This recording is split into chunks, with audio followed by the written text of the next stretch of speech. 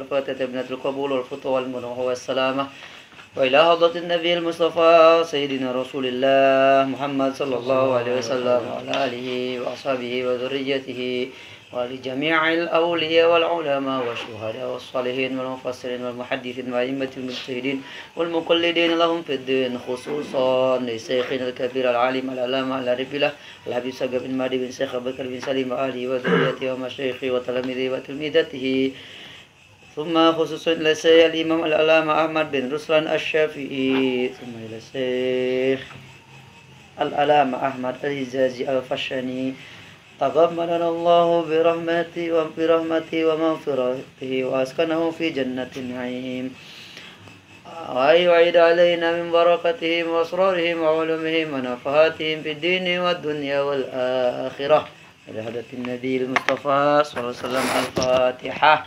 أعوذ بالله من الشيطان الرجيم. بسم الله الرحمن الرحيم. الحمد لله رب العالمين الرحمن الرحيم مالك يوم الدين إياك نعبد وإياك نستعين اهدنا الصراط المستقيم صراط الذين أنعمت عليهم غير المغضوب عليهم ولا الضالين. Bab masih siwak ya, lanjutan. Kemarin sampai mana? Sampai khitan ya. Bismillahirrahmanirrahim. Babus siwaki. Yusannu la ba'da zawali saimi wa akaduhu lintibahin naimi wa litaghayyuril fami wa lisalah wa sunna bil yumnal araku aula wa yustahabul iktihalu witra wa ghiban iddahin wa qallim dhukra wa antifli ibtin wa yuqasu syaribu wal ana tahliq wal hitanu wajibu li baligin satir kamratin qata wal isma min unsa wa yukrahul qaza tanazzuhan wal akhdhu min jawanibi an faqatin wa lihiyatin wa hajibi wa halqu sya'rin imra'ati wa raddi tibin wa rayhanin ala ma yuhdi wa harramu khidaba sya'rin bisawad lirajulin wa imra'atin lalil jihad. Nah, itu babus siwak. Kemarin sampai kepada hukum khitan. Kita lanjutkan. Wa yukrahul qaza'u, dan dimakruhkan qaza. Apa itu qaza? Wa huwa halqu ba'dir ra'si mutlaqan. Yang dimaksud dengan qaza adalah mencukur sebagian rambut secara mutlak. Waqila, ada yang berpendapat lain dikatakan halqu mawadhi'i mutafarriqatan, mencukur tempat-tempat rambut yang berbeda-beda. Jadi qaza itu adalah mencukur sebagian, membiarkan sebagian. Jadi separuh dicukur habis, separuh dibiarin. Letaknya di mana aja. Mau di sini cukur, di sini biarin makruh. Mau belakang doang cukur, depan biarin makruh. Mau di ini. Iya, anak-anak sekarang model-model itu kan makruh. Nah, bagaimana kalau misalnya di pondok dipendekin dikit, misalnya panjangnya 6 cm, dicukur sisa 5 cm, yang depan 6, itu enggak apa-apa. Selisih 1 cm. Tapi kalau misalnya setengah cm atau 1 cm sisanya, sedangkan yang lain panjang, dibiarkan, maka hukumnya makruh. Dalil tentang larangan qaza ini banyak sekali. Riwayat Imam Bukhari dari Ibnu Umar anna Rasulullah SAW yanha 'anil qaza. Nabi SAW melarang qaza. Ketika ada anak kecil yang Nabi lihat mencukur sebagian dan membiarkan rambutnya sebagian, Nabi menegurnya supaya cukur semuanya atau biarkan semuanya. Ya. Jadi yang cukur rambut aja ada ajarannya dalam agama. Tanazzuhan, makruhnya adalah makruh tanzih, bukan makruh tahrim. Di dalam riwayat Abi Daud, annahu zayyul Yahudi, mencukur sebagian rambut, memendekkan sebagian rambut dan memanjangkannya adalah kebiasaannya orang-orang Yahudi, tanda orang Yahudi.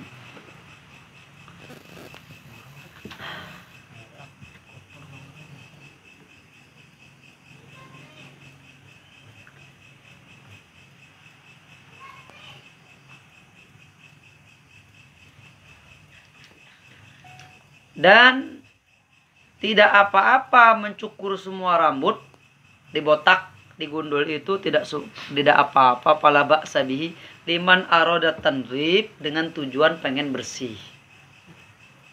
Pengen bersih, bukan gaya ya, maksud pengen bersih.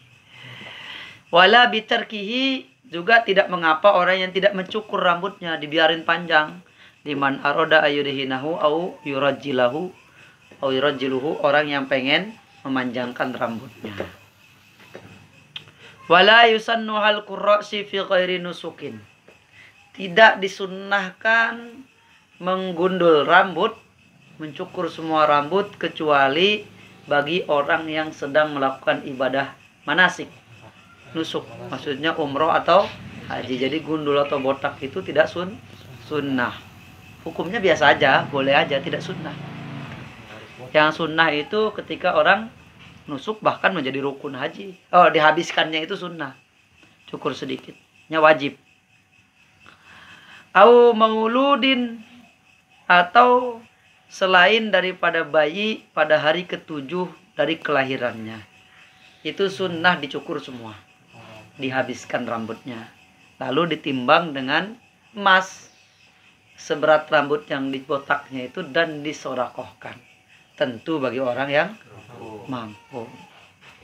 Au kafirin aslama, atau tidak disunnahkan kecuali bagi orang kafir yang masuk Islam. Maksudnya kalau orang kafir masuk Islam, sunnah dibotak.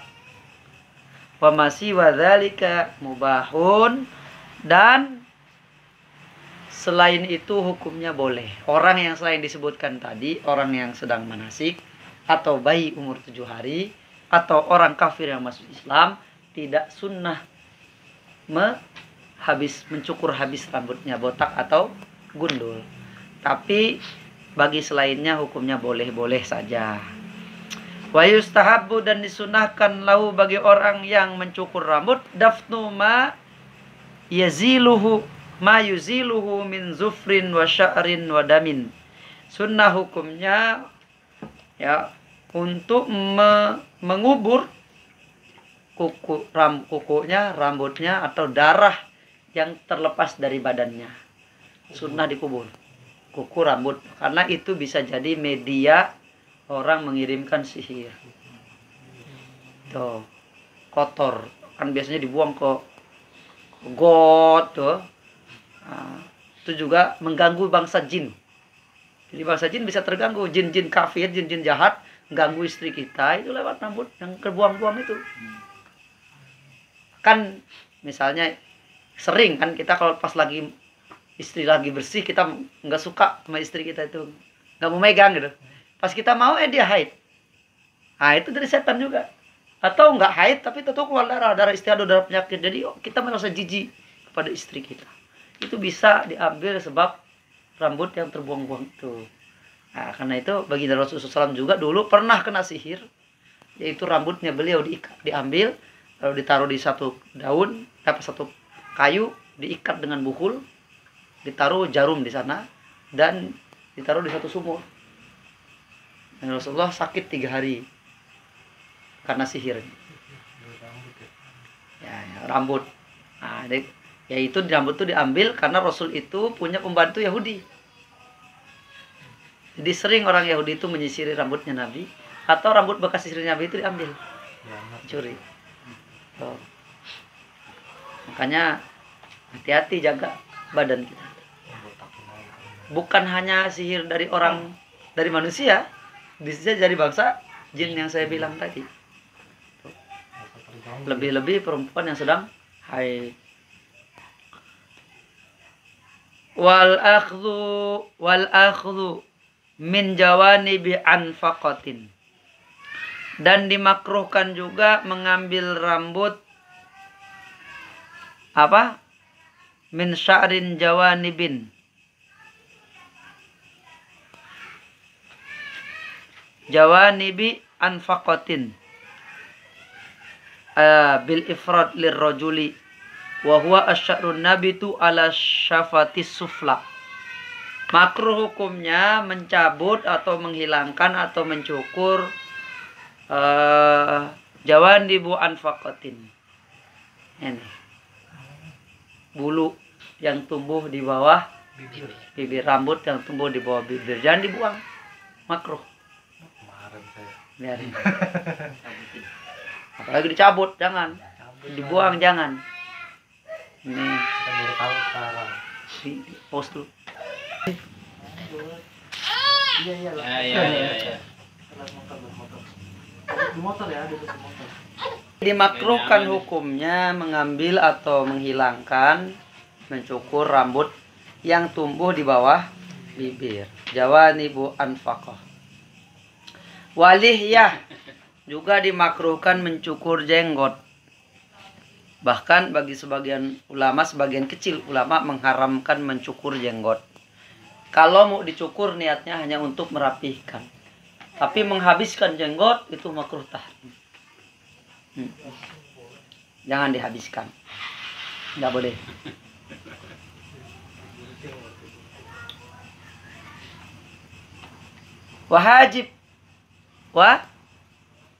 Wahajibi. Dan dimakruhkan juga. Kalau tadi yang bulu ini kan hanya perempuan ya. Hanya laki-laki. Kemudian dimakruhkan juga mencukur alis. Mencukur alis. Itu makruh hukumnya. Dimakruhkan juga halqu sya'ril mar'at sa'rim ro'atin. Dimakruhkan juga mencukur rambut perempuan. Jadi rambut perempuan itu makruh kalau dicukur.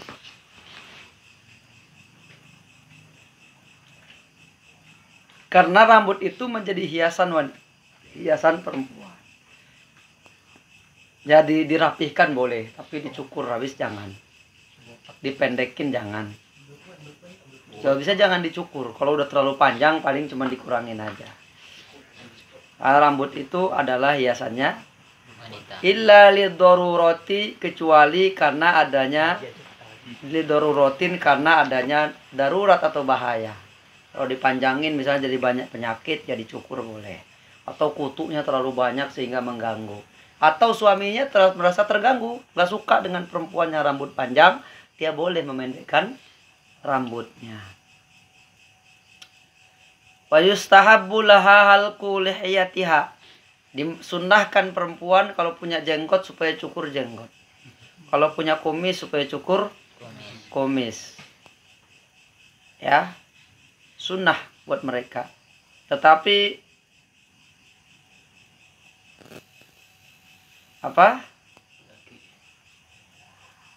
mencabutnya makruh. Oh, nyabut makruh, dicukur aja.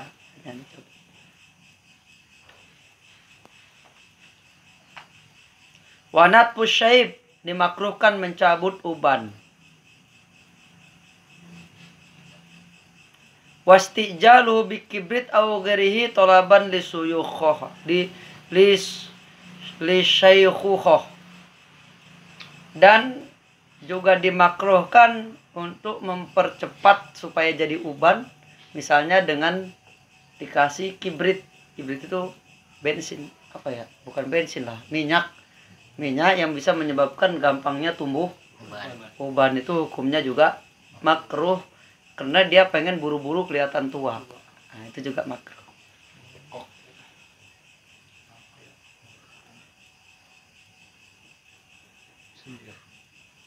Wa yukrahu warad ditibin, dan dimakruhkan juga radditibin wa huwa ma yatatayyabu bihi, menolak wewangian.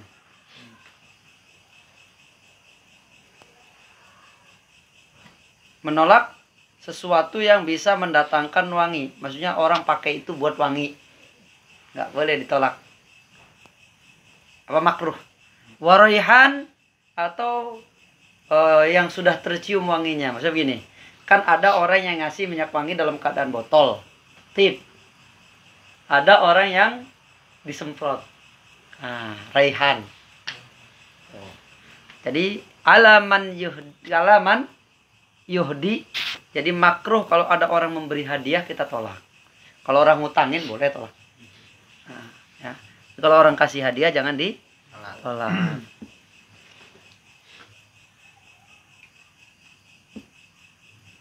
Karena Nabi SAW bersabda kepada orang yang menolak ketika dia diberi minyak wangi. Nabi bersabda, "Fala yaruddah." Jangan kamu tolak itu. Fa innahu khafiful muhmal thayyibur rih. Karena dibawanya gampang, wanginya enak. Itu. Nah, jadi minyak wangi jangan ditolak kalau ada orang ngasih.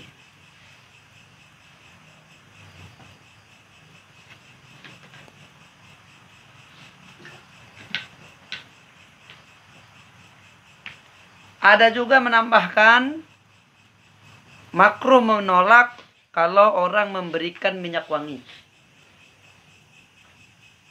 Apa manisan? Manisan, kalau orang ngasih manisan jangan ditolak. Ya, sesuatu yang manis lah, apa aja orang ngasih kita terima karena manisan itu simbol dari rasa mohon maaf atau berbagi kebaikan. Makanya di kita itu ada budaya di Jawa itu berbagi-bagi apem.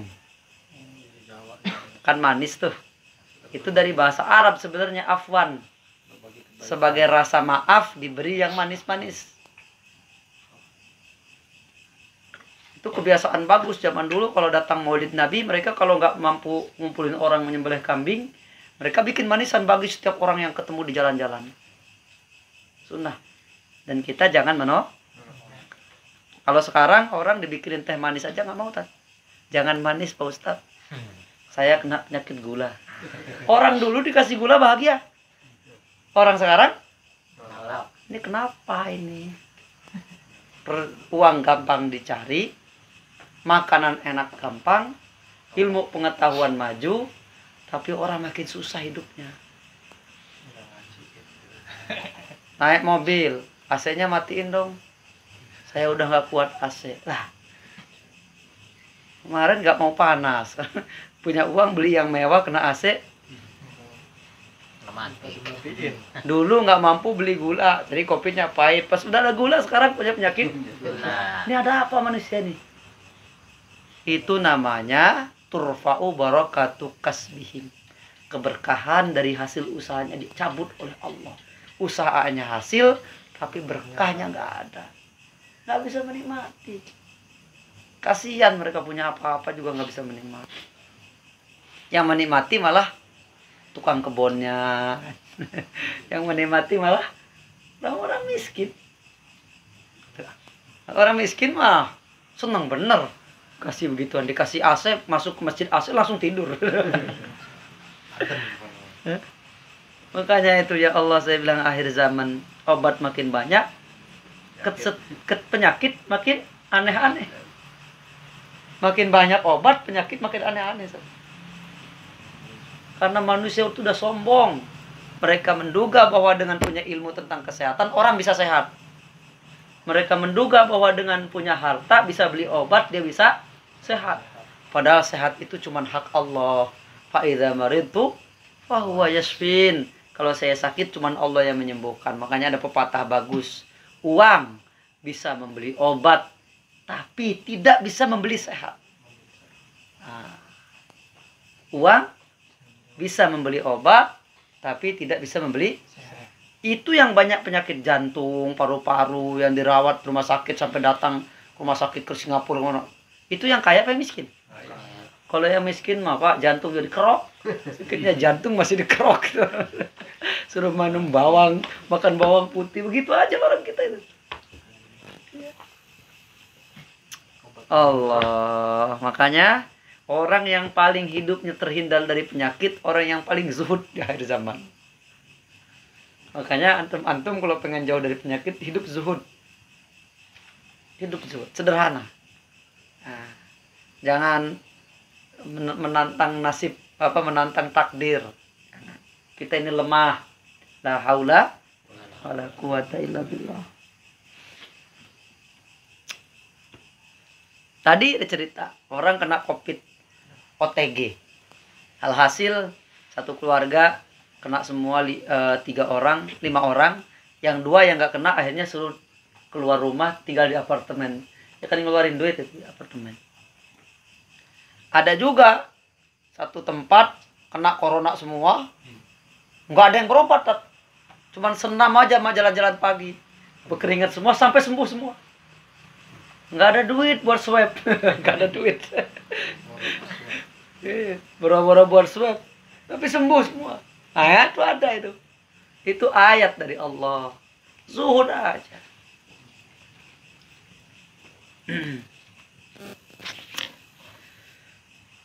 Makanya obat corona itu adalah hati senang, makan enak, tidur nyenyak. Nah,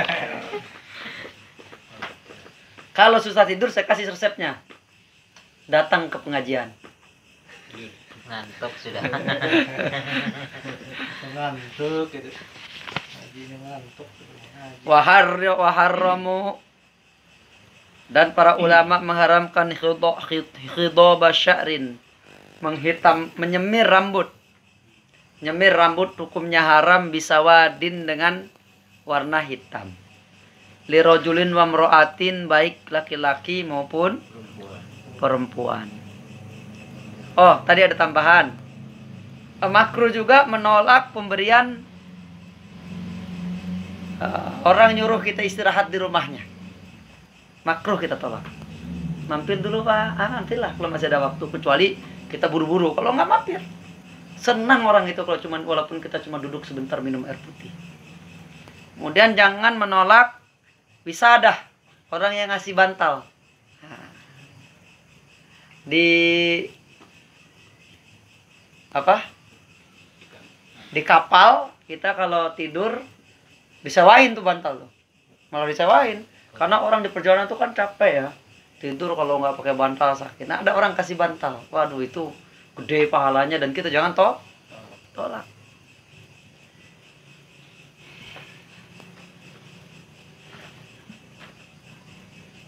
Kemudian wariskil muhtaj, orang memberi kita pemberian yang sangat kita butuhkan, jangan tolak. Ya misalnya kita emang lagi butuh uang buat bayaran, ada orang datang kasih hadiah uang, ambil. Sekarang siapa juga yang menolak pemberian uang? Kalau orang dulu, ulama dulu, itu banyak yang menolak. Tapi kalau memang kita butuhkan, makruh kita tolak. Jangan kita tolak pemberian orang. Ada orang datang ngamplopin, kita tolak. Tapi habis itu kita minta buat makan.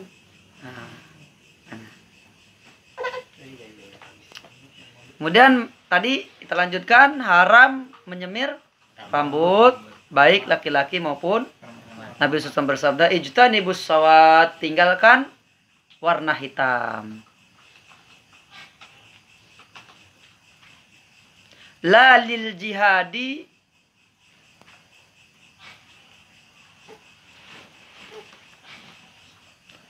tidak makruh kalau untuk jihad. Kalau mau perang boleh pakai hitam, tujuannya untuk menakut-nakuti musuh. Boleh. Para sahabat dulu mau perang rambutnya putih-putih, karena sahabat Nabi itu masuk Islamnya udah tua-tua, rata-rata usia 40 tahunan. Sehingga mereka itu disemir rambutnya tapi warna merah. Makanya habaib-habaib itu pada warna merah kan. Boleh disemir warna merah. Tapi ingat, kalau disemir tetap kita harus menggunakan bahan yang bisa air menyerap ke dalamnya. Karena kalau tidak bisa menghalangi wudhu, bisa menghalangi junub, sehingga menyebabkan sholat kita tidak sah.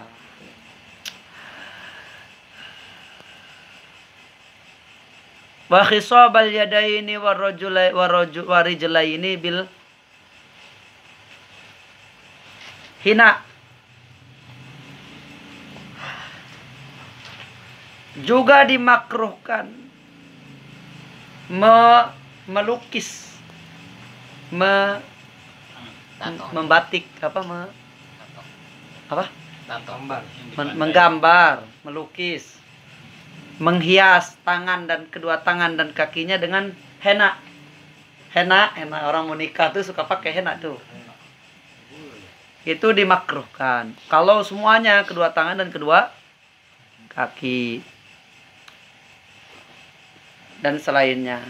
Bagi laki-laki hukumnya haram illa li udhrin, kecuali karena udhur. Wa yusannu lil mar'ah mutlaqan, tetapi bagi perempuan tuh disunnahkan pakai henna kapan saja. Misalnya mau pakai tangan kanannya aja atau tangan kirinya aja. Jangan semua tangannya, semua kakinya makruh. Kalau sebagiannya boleh.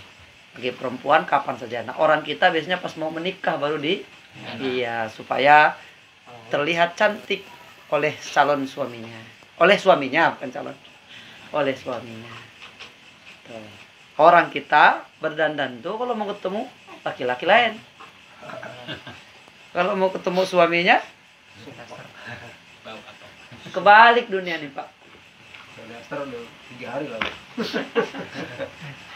Kalau saya kayak yang bagus tuh daripada pakai daster mendingan nggak pakai apa-apa.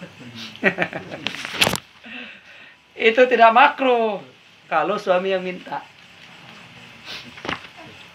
Tidak makruh perempuan tuh memperlihatkan auratnya kepada suaminya.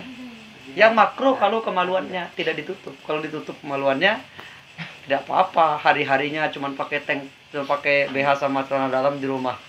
Tidak apa-apa. Pakai bikini. Bukan di pantai, haram itu. Nah, kalau dilihat orang. Kalau di kamar boleh, silakan.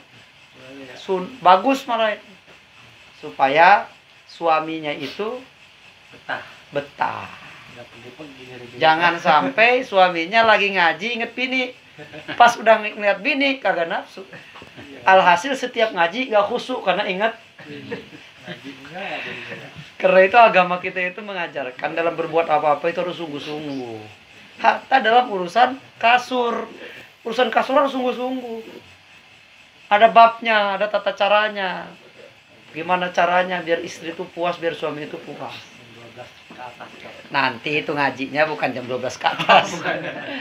Ngajinya kalau udah kawin.